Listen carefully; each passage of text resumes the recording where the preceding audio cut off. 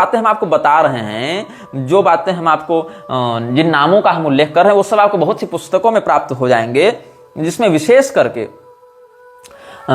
जो ब्लावात्स्की की collected writings हैं, या HPB स्पीक्स है, या लेटर्स, द पाथ, ये सब जो 1895 में छपे हुए थे, या जो 1887 में जेम्स सेनुआ का अला फैमिली कातकोव ये सब छपा हुआ है, वहां से बता रहा हूं। अल्कॉट का जो वॉल्यूम 1 है ओल्ड डायरी लीव्स का, वहां से बता रहा हूं। दयानंद सरस्वती वाली सारी बातें, या श्यामजी कृष्ण वर्मा वाली सारी बातें, जोसेलिन गॉडविन का द थियोसॉफिकल इनलाइटमेंट, ये सब से बता रहा हूं। ब्लावात्स्की का HPB स्पीक्स का वॉल्यूम 1 का पृष्ठ 191, वहां से आपको बता रहा हूं। ट्रेवर बार्कर ने जो लिखी थी the Mahatma letters to AP Sinnett, वहां से बता रहा हूं।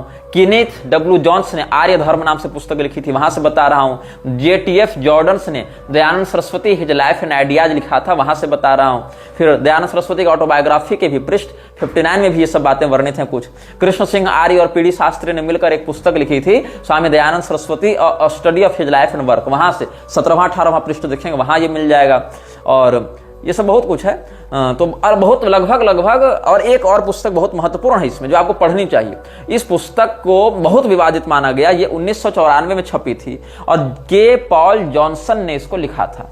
के पॉल जॉनसन ने एक पुस्तक लिखी थी the masters revealed madam Blavatsky and the myth of the great white lodge, ये इसने लिखी थी। किसने?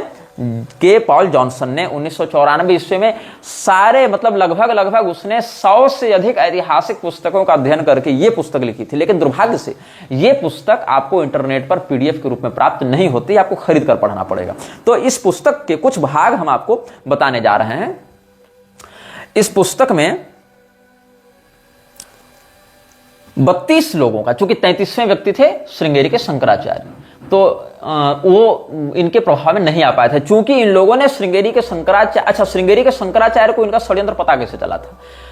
ऐसे पता चला कि इन लोगों ने वेदों की भाषा को ही बदलने के लिए निवेदन कर दिया कि आप जगत गुरु हैं, आप शंकराचार्य हैं, आप अगर कह देंगे तो उस पूरा सनातन धर्म उस बात को प्रामाणिक मानने लग जाएगा, जो भी आस्थावान शास्त्रनिष्ठ हिंदू हैं। तो आप ऐसा कीजिए कि संस्कृत को वेदों की भाषा मत मानिए। बोले भैया ये कैसे हो सकता है कि संस्कृत को हम वेदों की भाषा ना माने? तो बोला क्या फिर माने? बोले एक भाषा हम आपके सामने लेकर आए हैं, यही भाषा वास्तविक भाषा है। विश्व की 7 रहस्यमयी प्रजातियों में 7 रेसेज में, जिसमें ये अभी के मनुष्यों को 4th रेस ऑफ ह्यूमंस कह रहे हैं इवोल्यूशन के थ्योरी के आधार पर। ये इवोल्यूशन की थ्योरी डार्विन वाली नहीं है, ये बौद्धों के प्रभाव में आकर कालचक्र तंत्र आदि के आधार पर ये लोग कुछ बातें ला रहे थे HPB वाले। तो वहां से इन्होंने कहा कि हम एक भाषा की खोज कर चुके हैं, उस भाषा का नाम है सेंजार। आपने शायद इस भाषा का नाम पहले नहीं सुना होगा। इस भाषा का नाम है सेंजार, और सेंजार भाषा में SENZAR, तो सेंजार भाषा में इन लोगों ने एक भाष्य लिखने का दावा किया था HPB के ग्रुप वालों ने। तो मैडम ब्लावात्स्की ने कहा कि सेंजार ही वास्तव में ब्रह्मांड की भाषा है, यह प्राचीनतम भाषा है। संस्कृत क्या है? संस्कृत इसी का एक आधुनिक अर्वाचीन संस्करण है। सेंजार भाषा का ही अर्वाचीन और आधुनिक संस्करण कौन है? संस्कृत, सेंजार का। तो इसीलिए हमने एक भाष्य लिखा है सेंजार भाषा में, जिसका नाम है ब्रह्म भाष्य। इसीलिए श्रृंगेरी के शंकराचार्य को चाहिए कि सेंजार भाषा को आधिकारिक भाषा के रूप में मान्यता दें, आधिकारिक प्राचीनतम वैदिक भाषा के रूप में मान्यता दें, और संस्कृत को उसके अपडेटेड जो है मॉडर्न लैंग्वेज के रूप में मान्यता दें। तो श्रृंगेरी के शंकराचार्य जी को खटक गया कि ये तो कुछ जाल फांस वाली बात हो रही है। तो पत्र व्यवहार तो हुआ है श्रृंगेरी मठ के साथ थियोसॉफिकल सोसाइटी के लोगों का, किंतु श्रृंगेरी मठ उनके प्रभाव में आते आते बच गया।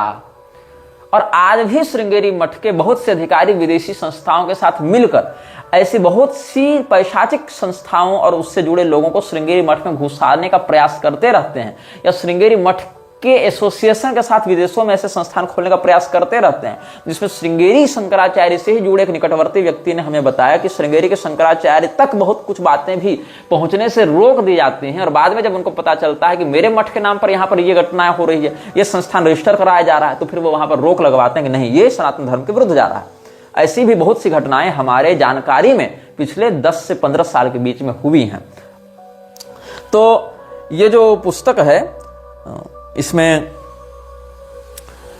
कुछ बात। अच्छा, सेंजार भाषा के बारे में हम आपको थोड़ी बातें बता देते हैं कि ये सेंजार भाषा क्या है। सेंजार को जो है डेजान की भाषा कहा जाता है। अब डेजान जो है वो क्या है, तिब्बत में कुछ विशेष मंत्रों का संग्रह ग्रंथ डेजान कहलाता है।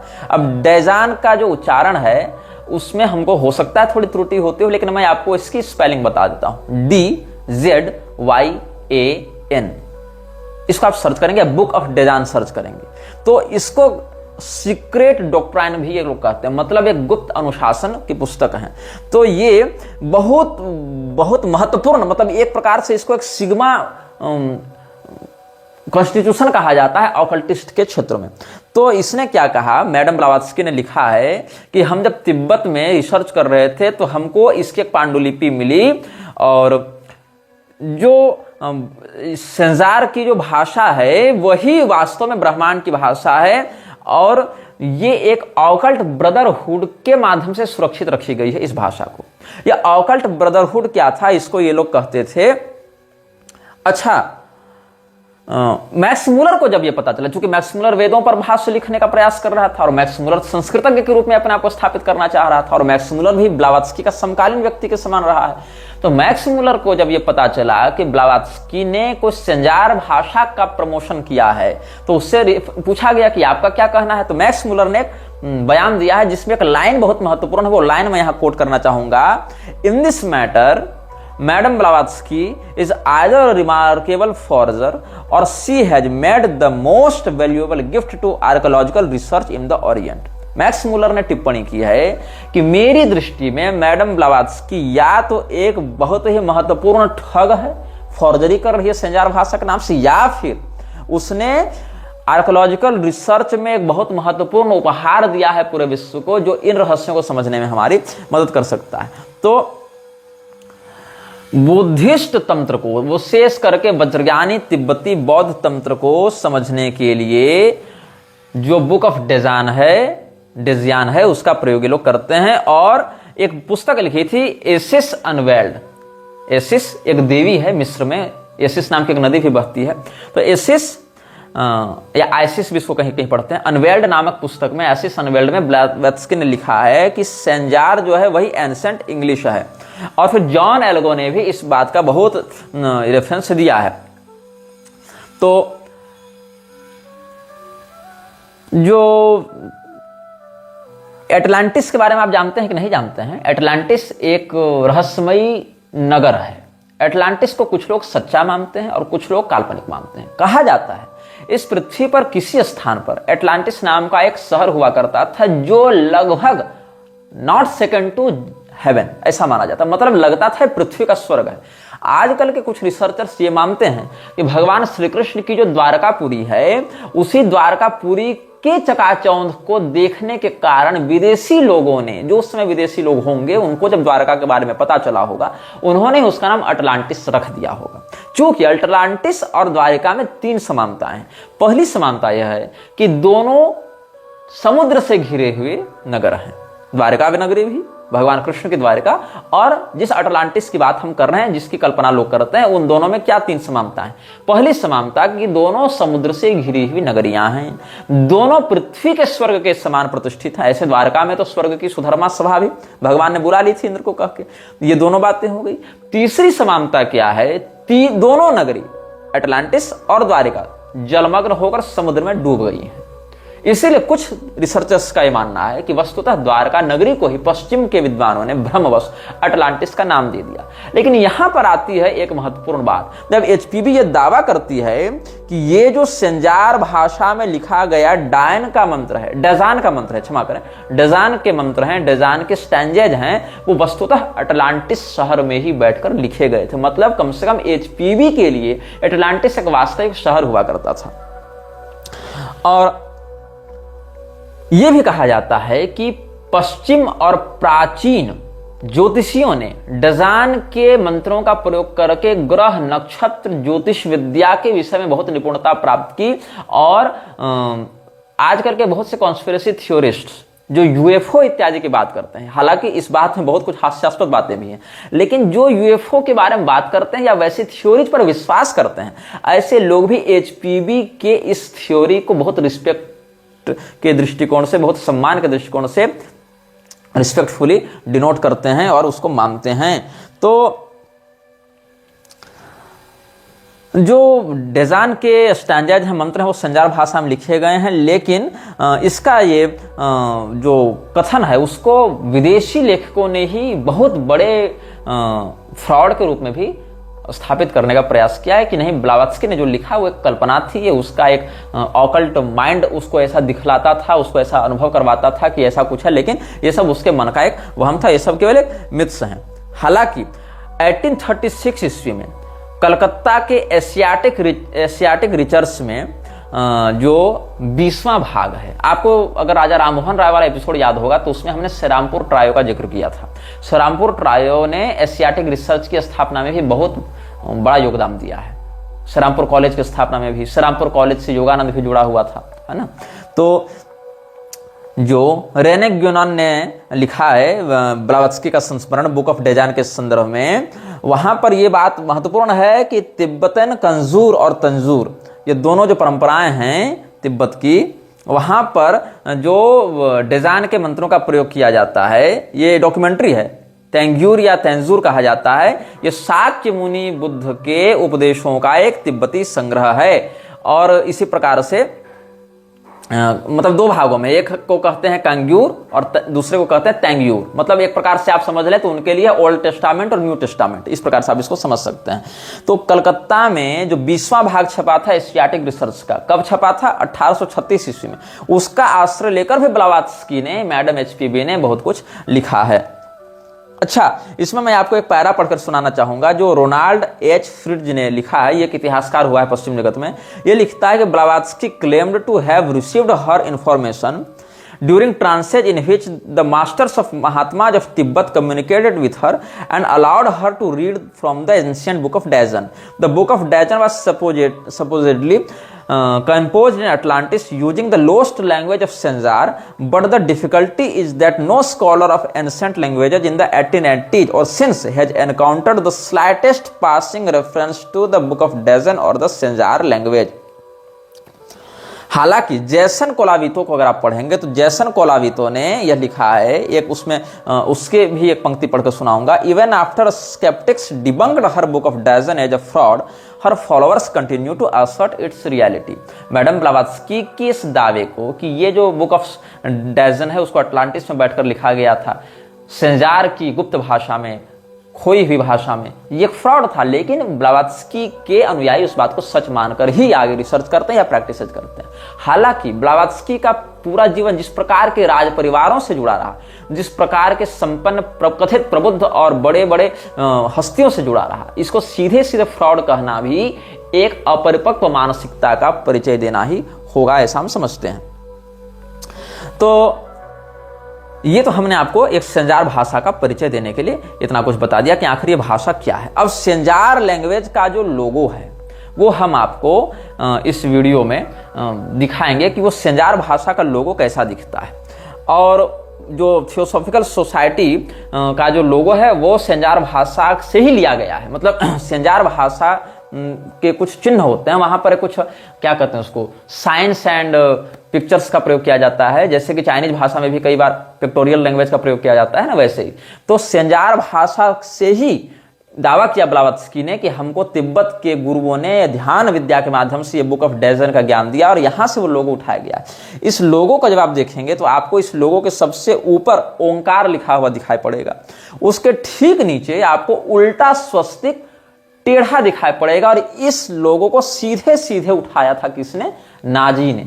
हिटलर तो बहुत बाद में आया, ब्लावत्स्की के एक पीढ़ी के बाद हिटलर आया, लेकिन हिटलर ने जो नाजी का स्वास्तिक उल्टा वाला दिया था, वो स्वास्तिक तो नहीं है, वो कुछ और है, लेकिन वो जो है वो इसी संजार लोगों से उठाया गया। उसके बाद यहाँ एक षटकोण बना हुआ है और उस षटकोण के बीच में एक क्रॉस भी बना हुआ है, लेकिन उस क्रॉस का जो ऊपरी भाग है वो वर्तुलाकार है और उस पूरे लोगों को एक सांप घेरा हुआ है। आपको अगर याद होगा तो ऐवास, ये तो कायरो में पढ़ती थी ना HPB, कायरो में ही मैक्स थियन इत्यादि का भी वास रहा है। मैक्स थियन ही अरबिंदो वाली जो द मदर थी, मीरा अल्फासा, उसका गुरु रहा है। और कायरो में ही ऐवास ने अलिस्टर क्रॉली को बुक ऑफ लॉ का ज्ञान दिया था। तो ये जो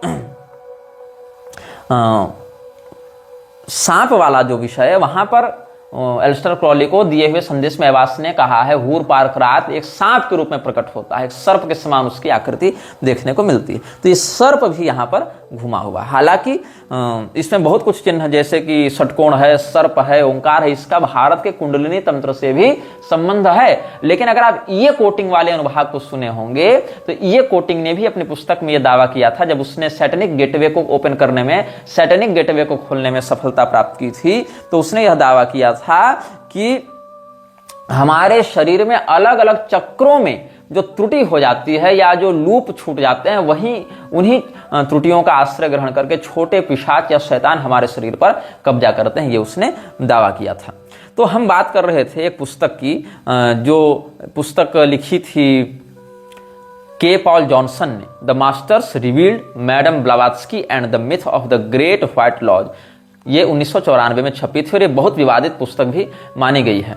तो थियोसॉफिकल सोसाइटी की स्थापना कैसे हुई, मैडम ब्लावात्स्की का इतिहास क्या रहा, तो मैडम हेलेना पेट्रोवना ब्लावात्स्की, जो एचपीवी के नाम से हम बता रहे हैं, और कर्नल हेनरी स्टील ऑकल्ट, ये न्यूयॉर्क में 1875 में थियोसॉफिकल सोसाइटी की स्थापना करते हैं और 1882 ईस्वी में 1882 में मद्रास, जिसको अब चेन्नई के नाम से जाना जाता है, उसके अद्यार प्रांत में, ADYAR अद्यार प्रांत में थियोसॉफिकल सोसाइटी का पहला भारतीय मुख्यालय स्थापित किया गया था।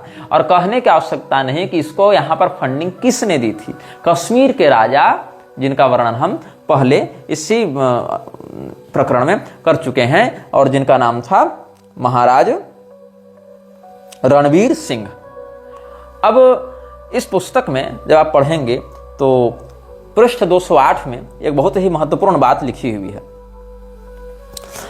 शंकराचार्य भारतीय हिंदुओं के लिए क्या स्थान रखते हैं, इसका अनुभव एचपीवी को बहुत अच्छे से था। तो ये लिखते मैं यहाँ कोट करने का प्रयास कर रहा हूं। तो जो ऑलकट ने जो हेनरी स्टील ऑलकट था, कर्नल साहब थे, इस व्यक्ति ने एचपीवी को बताया था कि अगर तुमको हिंदुओं के मध्य अपना प्रभाव स्थापित करना है तो तुम्हें शंकराचार्य का आश्रय लेना पड़ेगा। मतलब तुम हिंदुओं के मध्य शंकराचार्य के थ्रू कर जाओगे तो बहुत जल्दी और बहुत प्रामाणिक रूप से स्थापित हो सकते हो।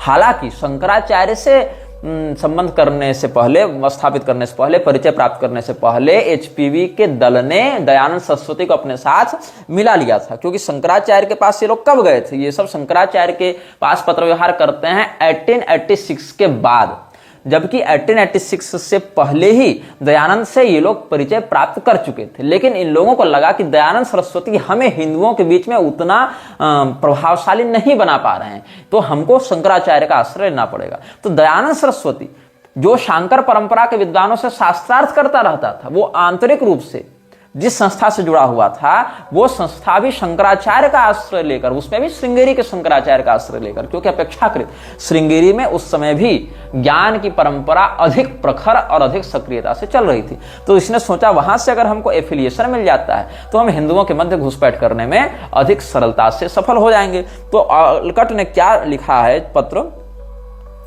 मैं उसको पढ़कर सुनाता हूं। अच्छा, इस समय तक रणवीर सिंह की मृत्यु हो चुकी थी। इस समय तक रणवीर सिंह की जो है, जब ये पत्र व्यवहार हो रहा है उस समय रणवीर सिंह की मृत्यु हो चुकी थी। और you remember Subba Rao great project for a national Advaita society to be secretly moved by certain initiates and to be fathered by Shankaracharya the high priest and act in harmony with the theosophical society. क्या कहता है कि तुम देखो, सुब्बा राव ने, चूंकि वहां पर दक्षिण भारत के लोग इनको कोऑपरेट करेंगे तभी तो चेन्नई में ये लोग अपना मुख्यालय खोलेंगे, तो सुब्बा राव ने एक नेशनल अद्वैत सोसाइटी की स्थापना की थी। और मतलब ऐसा उसका विचार था, एक प्रोजेक्ट था। और इस नेशनल अद्वैत सोसाइटी को गुप्त रूप से शंकराचार्य के माध्यम से अगर हम प्रश्रय और समर्थन दिलवा दें, फादर्ड बाय शंकराचार्य, मतलब शंकराचार्य को इसका जनक बता दें, जो शंकराचार्य हिंदुओं के हाई प्रीस्ट होते हैं, मतलब वो सर्वोच्च धर्मगुरु के रूप में यहाँ पर बताया गया, हाई प्रीस्ट हैं, and act in harmony with theosophical society. तो क्या करेंगे ये लोग, पहले सुब्बा राव के माध्यम से नेशनल अद्वैत सोसाइटी की स्थापना करेंगे और अद्वैत शब्द को उठा के शंकराचार्य से जोड़कर शंकराचार्य से समर्थन दिलवा देंगे, और वहां से शंकराचार्य को थियोसॉफिकल सोसाइटी के साथ सद्भावपूर्ण सहयोग के लिए राजी कर लेंगे। ये इनका षड्यंत्र था।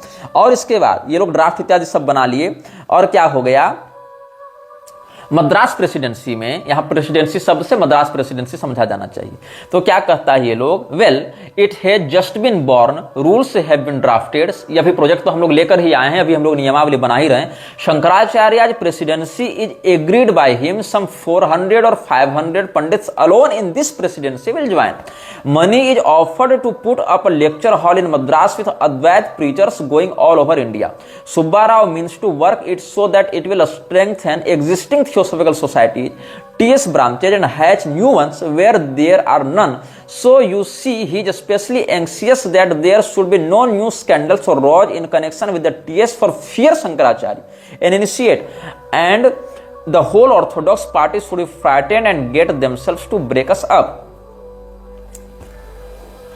अब जब इन लोगों ने ये प्रस्ताव रखा, आप इन बातों को बहुत महत्वपूर्ण तरीके से सुनेंगे, समझेंगे और मार्क करेंगे कि हम क्या बताना चाह रहे हैं। और आजकल के जो आर्य समाजी हमको शास्त्रार्थ की चुनौती देते रहते हैं और दयानंद को महर्षि बताते रहते हैं, वो भी इन रहस्यों को नहीं जानते। दुर्भाग्य का विषय क्या है कि आर्य समाजी नहीं जानते, वो तो ठीक है, शंकराचार्य के ही अनुयायी नहीं जान रहे इन रहस्यों को।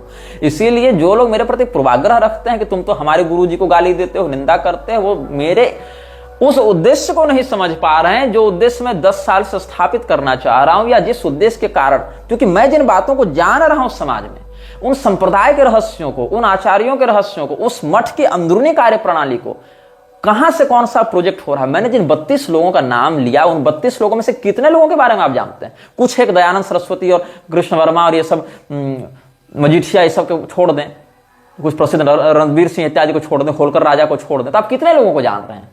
उन लोगों के कार्यप्रणाली को कितना जान रहे हैं? जब उनको ही नहीं जान रहे हैं तो उनके द्वारा किए गए काम का कैसा प्रभाव तुम्हारे सांस्कृतिक और राजनीतिक चेतना पर पड़ रहा है, उसको कैसे समझ पाओगे? तो मैं ये बता रहा था कि इन लोगों ने जब ये प्रस्ताव रखा तो थियोसॉफिकल सोसाइटी में एक तकरार होने लगी, क्योंकि थियोसॉफिकल सोसाइटी का एक बड़ा वर्ग शंकराचार्य से द्वेष करता था। थियोसॉफिकल सोसाइटी का एक बड़ा वर्ग मृक्षराज का समर्थक था, प्रत्यक्षता भी, क्योंकि ऑकल्ट प्रैक्टिशनर्स थे, एक्टिव फ्रीमेसन्स थे।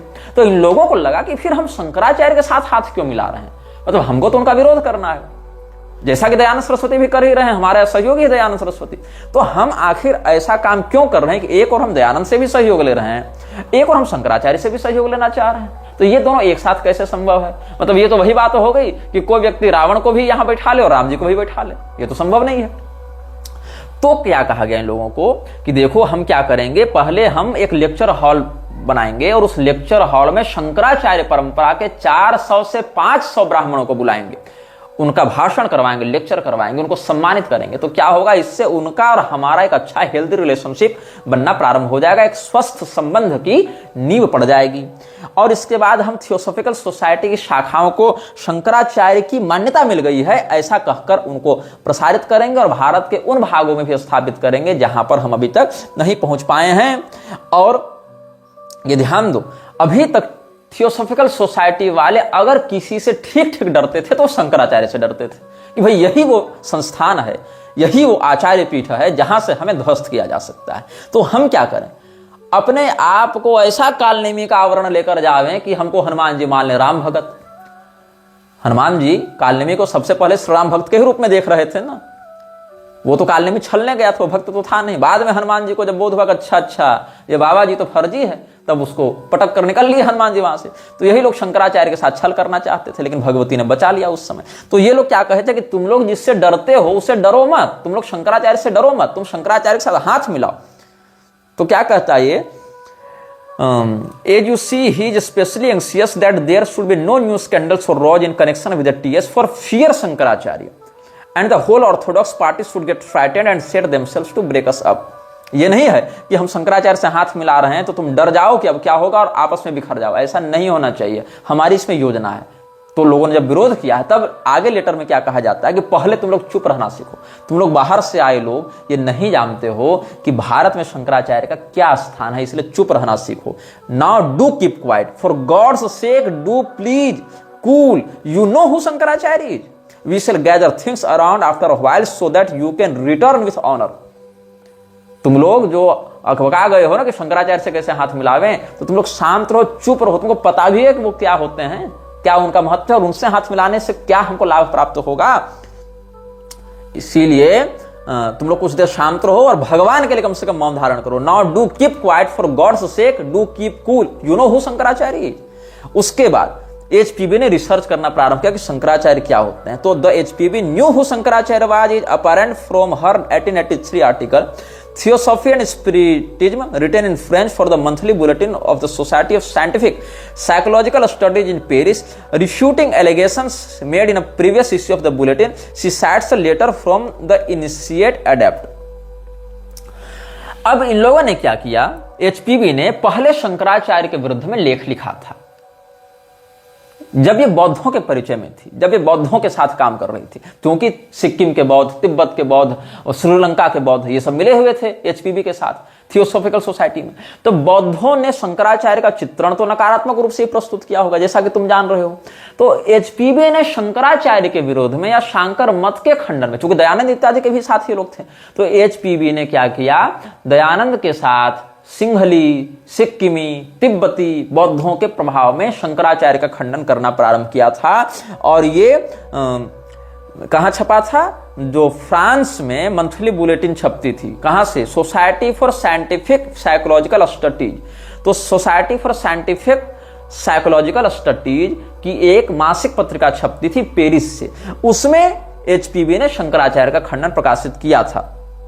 लेकिन जब उसको सुब्बा राव और आलकट इत्यादि ने शंकराचार्य का महत्व बताया, शांकर परंपरा के दृष्टिकोण से बताया, हिंदुओं के भारतीय संस्कृति के अवचेतना में शंकराचार्य के महत्व से अवगत कराया, तब क्या हुआ, एचपीबी ने अपने ही लेख का खंडन फिर उसी पत्रिका में छपवाया कि नहीं, हमने शंकराचार्य के विषय में जो सोचा था वो गलत था। तब एचपीबी क्या लिखती उस पत्रिका से हम आपको उतना दूर पढ़कर सुनाते हैं।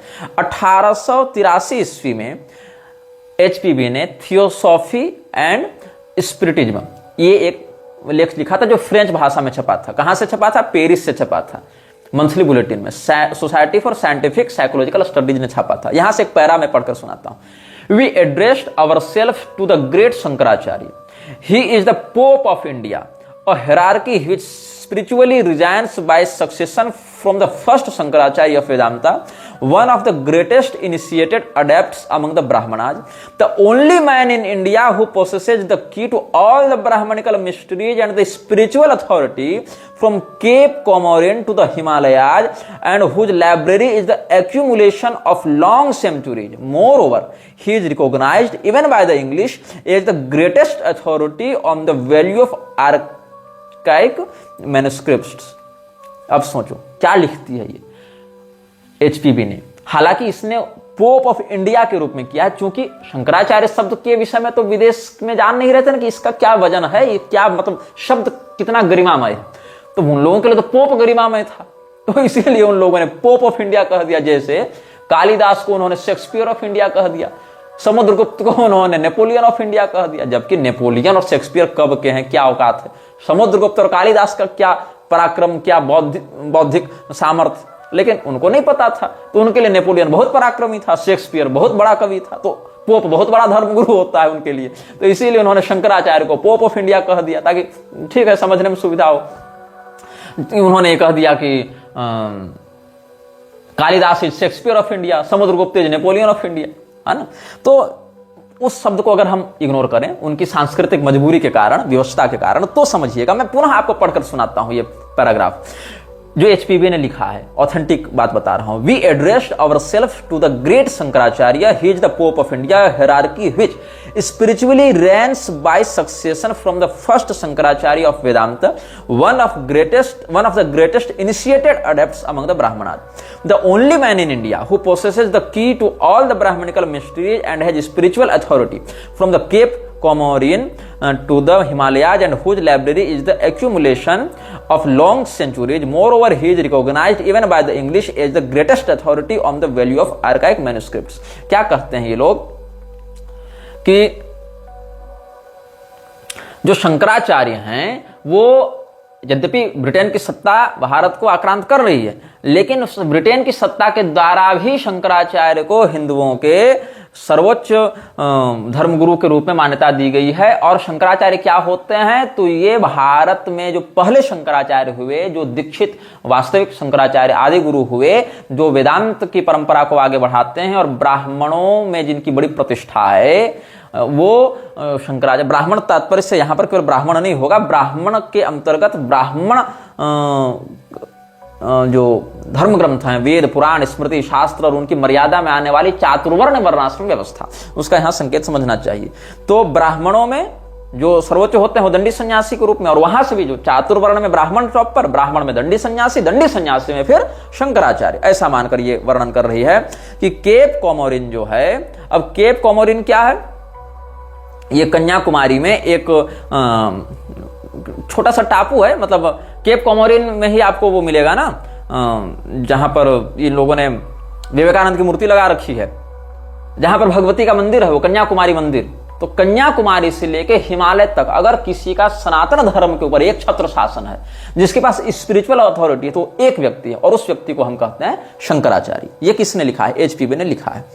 और केप कोमोरिन मतलब कश्मीर से कन्याकुमारी समझ लो, केप कोमोरिन टू हिमालय मतलब कश्मीर से कन्याकुमारी।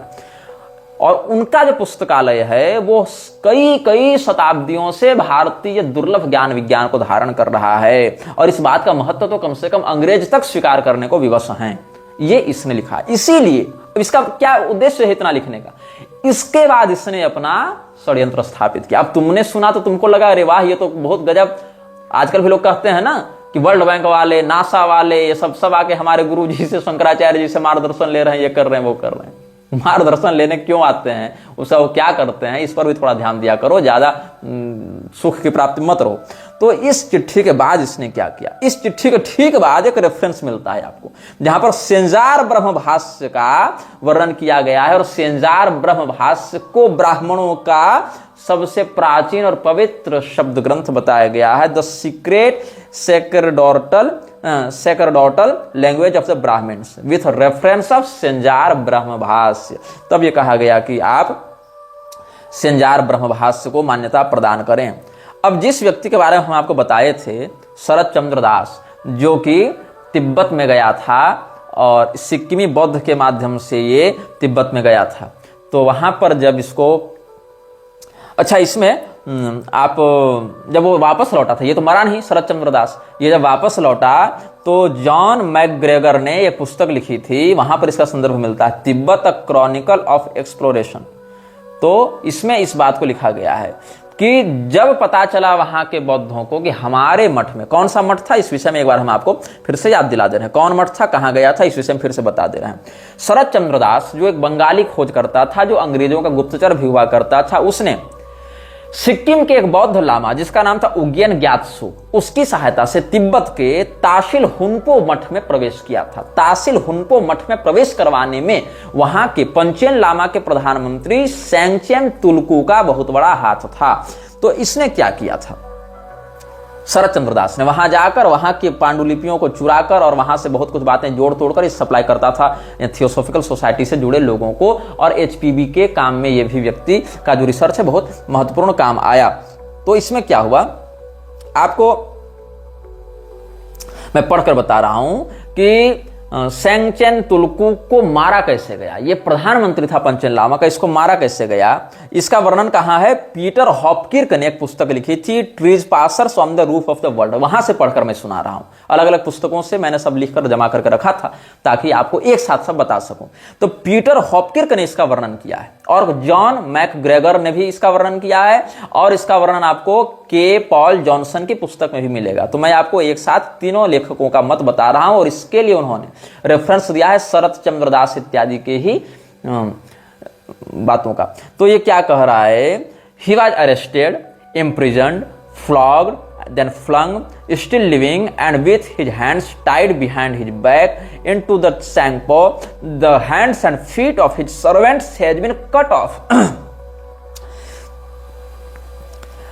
क्या हो गया? आगे हाँ, their hands and feet of his servants had been cut off, their eyes gouged out, and they were then left to die in agony. Further, more than official himself, a high-ranking lama at the head of a monastery was condemned posthumously to eternal damnation, a punishment more to be dreaded than death by a devout Tibetan Buddhist. When soon after his execution, his reincarnation appeared in a small boy. The child was callously abandoned.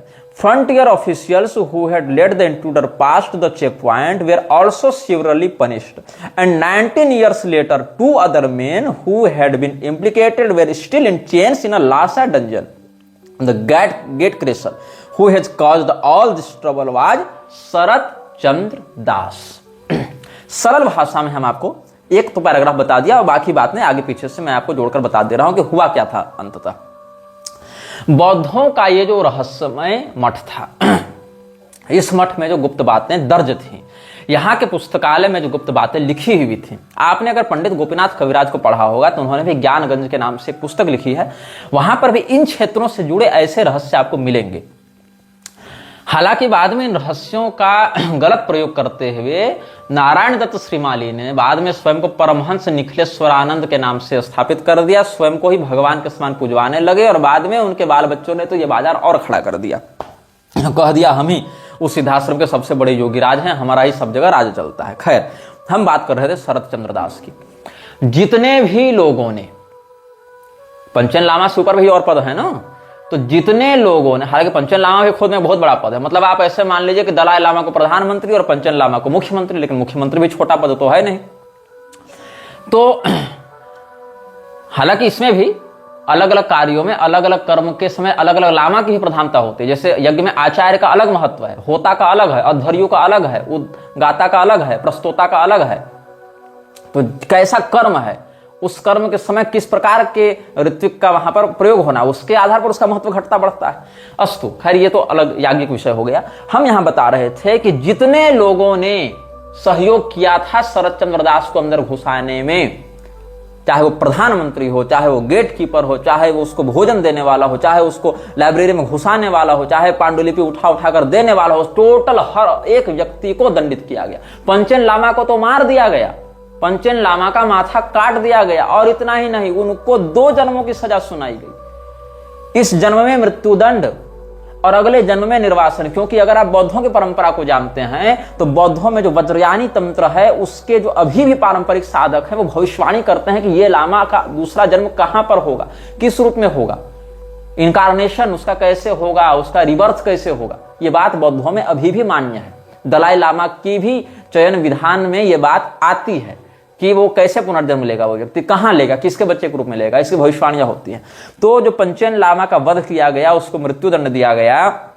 2 जन्मों तक उसको दंड दिया जाएगा. 1 जन्म में मृत्युदंड, और मृत्युदंड से कैसे, पहले उसको अरेस्ट किया गया, उसको कैद में डाला गया, उसको खूब पीटा गया, उसके गले में जंजीरों से जकड़कर उसके गले को घोटा गया, और बाद में फिर उसके हाथ को उसके पीठ में, जैसे क्या कहते हैं उसको, पानी में उसका मुंह को ऐसे डाल के टॉर्चर कैसे करते हैं विलन लोग, तो पानी में उसके मुंह को डालकर टॉर्चर करते थे, एकदम दम घुटता था, फिर निकालते थे, फिर पीटते थे, फिर उसको गले में पूरा फांसी का फंदा लगाकर खींचते थे.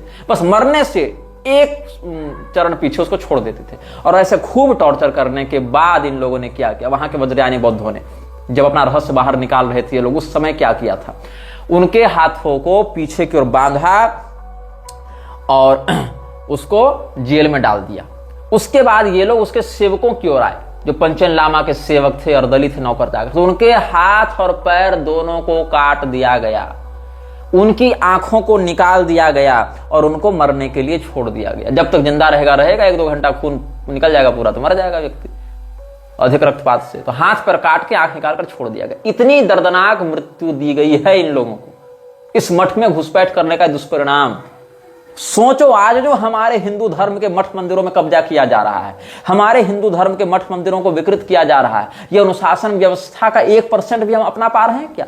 हालांकि ये तो बिल्कुल पैशाचिक क्रूरता है, लेकिन अनुशासन तो कम से कम होना चाहिए हमारे मठों में, कि नहीं होना चाहिए? यहां तो धर्मनिष्ठ साधु महात्मा की निंदा की जा रही है, उनको ढोंगी पाखंडी संत निंदक बताया जा रहा है, और जो नेता मंत्री चापलूस लोग हैं, व्यभिचारी कुकर्मी भूमाफिया हैं, उनको मठों में घुसाया जा रहा है, उनको जगत गुरु बनाया जा रहा है, उनको महामंडलेश्वर बनाया जा रहा है, उनके साथ उठा बैठा जा रहा है आचार्यों के द्वारा। तो यहां पर मैं बताना चाह रहा हूं कि पहले पीटा गया, दम घोंटा गया, फिर जेल में डाला गया, ये तो बड़े अधिकारियों के साथ, उनके सेवकों के हाथ पैर काट के आंखें निकालकर उनको मरने के लिए छोड़ दिया गया। उसके बाद a high ranking lama at the head of monastery was condemned posthumously to eternal damnation, a punishment more to be dreaded than death, by a devout Tibetan Buddhist. Well, soon after his execution, his reincarnation appeared in a small boy. The child was curiously abandoned. क्या हुआ कि जब उसको jail, जब फिर लामा को निकाला गया जेल से, उसको मारा गया, उसका वध जब किया गया, तब क्या हुआ, उसका जो चेतन तत्व था, वो जो कि भविष्यवाणी थी जैसे कि ये फिर इस बच्चे के रूप में पुनर्जन्म लेगा। पुनर्जन्म से तात्पर्य हमेशा ये नहीं होता है कि मरेगा, उसके 10-20 साल के बाद कोई जन्मेगा। ऐसा भी हो सकता है कि बच्चा पहले से जन्म ले चुका हो, मरने के बाद इसकी चेतना, इसकी प्रज्ञा उसकी बॉडी को ओवरटेक कर लेगी, मतलब बॉडी उसका रहेगा लेकिन इसकी चेतना वहां पर सबमर्ज हो जाएगी और फिर वो उस रूप में रूल करने लगेगा। ये हो जाता है परकाया प्रवेश टाइप का, आप मान लो। तो जिस बच्चे के अंदर उसको ट्रांसफर करना था अपने अगले जन्म के रूप में, जब उस बच्चे के रूप में वो ट्रांसफर होता है, तब उस बच्चे को निर्वासित कर दिया गया उस तिब्बत की ठंड में, उस बर्फ से भरे हिमालय की वादियों में, उसको निकाल दिया गया मठ से, उसको निर्वासित कर दिया गया। और इसके बाद जितने लोग हर द्वार के द्वारपाल के रूप में नियुक्त थे, जहां जहां से ये व्यक्ति घुसा था, घुसपैठिया, हर द्वारपाल को दंडित किया गया। 19 साल तक का रिकॉर्डेड डॉक्यूमेंट है, 2 द्वारपालों को उम्र कैद मिली थी जिसमें 19 साल तक वो जेल में थे, इसका तो रिकॉर्डेड डॉक्यूमेंट मिलता है। उसके बाद वहां पर जाकर जांच पड़ताल कौन करे, वहां से इंफॉर्मेशन कौन निकाले, लेकिन 19 साल तक का रिकॉर्ड प्राप्त होता है। और ये सारे जो उपद्रव थे उसको किसने अंजाम दिया, इसका मूल स्रोत कौन था? तो कहते हैं the great crasher who has caused all this trouble was Sharat Chandra Das. Sharat Chandra Das ही वो व्यक्ति था जिसने इतना उपद्रव वहां पर करवा दिया, लेकिन इसको कुछ नहीं हुआ, ये पहले भाग गया था वहां से सारा कांड करवा के, और बाद में जब जांच वहां हुई तब इस जांच में इन दोषियों को दंडित किया गया। लेकिन चूंकि शरत चंद्र दास अंग्रेजों का गुप्तचर था, इसलिए अंग्रेजी सरकार ने इसको प्रोटेक्ट किया, वो लोग वहां से अटैक करके इसको दंडित करने की स्थिति में नहीं थे। तो ये सब बातें समाज में सामने आई हैं। इस पूरे घटनाक्रम में जिस व्यक्ति को सबसे अधिक दयनीय माना गया वो था बेचारा सेंगचेन तुलकू। सेंगचेन तुलकू का वर्णन करते हुए लोग, डेरेक वायलर ने इस पर रिसर्च किया है। डेरेक वायरल ने रिसर्च करके सेंगचेन तुलकू पर बहुत कुछ लिखा है, और एल ऑस्टिन वैडल नामक एक व्यक्ति की रिपोर्ट का यहां हवाला दिया गया है। जब यह व्यक्ति एल ऑस्टिन वैडल 1903-4 में यंग हस्बैंड एक्सपेडिशन जो लहासा में था, वहां पर जब ये गया था, तो वहां पर लोगों ने बताया, जो लहासा का गवर्नर था उस समय, उसने बताया कि जो ताशिल हुनपो मठ का जो प्राइम मिनिस्टर था, जो सेंगचेन तुलकू था, तो वो व्यक्ति बहुत मासूम था, उसको पता ही नहीं था, मतलब वो बिल्कुल निश्चल व्यक्ति था, लेकिन उसने जो शरत चंद्र दास पर मासूमियत से भरोसा कर लिया ना, इसी के कारण उसके जीवन में इतना अत्याचार हुआ। उसको कई दिनों तक सार्वजनिक पिटाई पड़ी, उसको बीच चौराहे पर वहां के लोगों के बीच में खंभे में से बांधकर उसको लोग पीटते थे, और पीटकर मारा है उसको, उसकी हत्या करके उसका अंतिम संस्कार ही बौद्ध परंपरा से नहीं होने दिया था, उसके शरीर को नदी में फेंक दिया गया था। और इससे अधिक क्या हुआ, उसको बौद्ध तंत्र की विधि में शापित किया गया कि तुम पुनर्जन्म नहीं ले सकते। इधर जो लामा का पुनर्जन्म हुआ था, पंचेन लामा को जो दंडित किया गया, उसका जो पुनर्जन्म हुआ, उस बच्चे को निकाल दिया गया, और इसका तो पुनर्जन्म ही नहीं होगा, बहुत दीर्घ काल तक ये बौद्ध परंपरा के तंत्र शाप से ये कर्स्ट स्पिरिट के रूप में भटकेगा, इसका इनकारनेशन नहीं होने दिया जाएगा, ऐसा उन लोगों ने इसको शाप दिया था। और ये मतलब बताया गया बाद में कि ये एक मतलब बहुत ही विनम्र, बहुत ही हंसमुख व्यक्ति था जो सेंगचेन तुलकू था।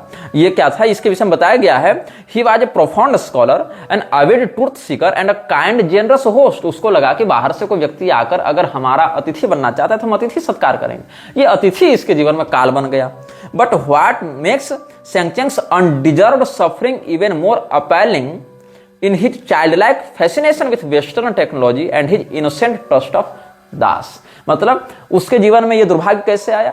अपनी बौद्ध परंपरा के इतर पश्चिमी जगत के विचारधारा के प्रति जब उसका आकर्षण बढ़ा और शरद चंद्र दास जैसे व्यक्ति पर, जो अंग्रेजों का गुप्तचर था, उसने जब एक मासूमियत भरे निश्चल हृदय से भरोसा कर लिया, तब उसके जीवन के अंतिम दिन इतने दर्दनाक और अत्याचार से भरे रहे, जिसके विषय में हम आपको बता चुके हैं। तो ये पूरा का पूरा जो 32 लोगों का समूह था, जो 33वें व्यक्ति जो शंकराचार्य होने वाले थे, उनके असफल एकोमोडेशन के कारण बाद में खंडित होने लगा था। इसमें कौन कौन लोग थे, हमने उसका परिचय दिया, और कैसे अलग अलग सोसाइटीज, अलग अलग समाज, अलग अलग एनजीओ का इसमें कोलैबोरेशन चल रहा था, ये सब हमने बताया है। अभी तो इस रहस्य पर हम बात करना केवल प्रारंभ किए हैं, आगे बहुत से रहस्य ऐसे आपके सामने लाने वाला हूं जिसको आपने न सुना होगा, न पढ़ा होगा, न जाना होगा, और बहुत से लोग तो जानने के बाद भी विश्वास करने का साहस नहीं कर पाते हैं। यह वीडियो जल्द ही हटा दिया जा सकता है।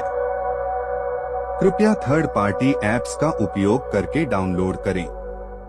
आप इस वीडियो को अपने चैनल पर फिर से अपलोड भी कर सकते हैं।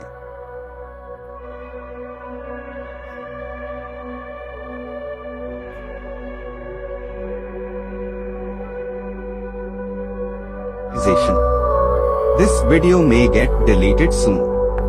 Please download using third-party apps. You may also re-upload this video on your channels. Thank you.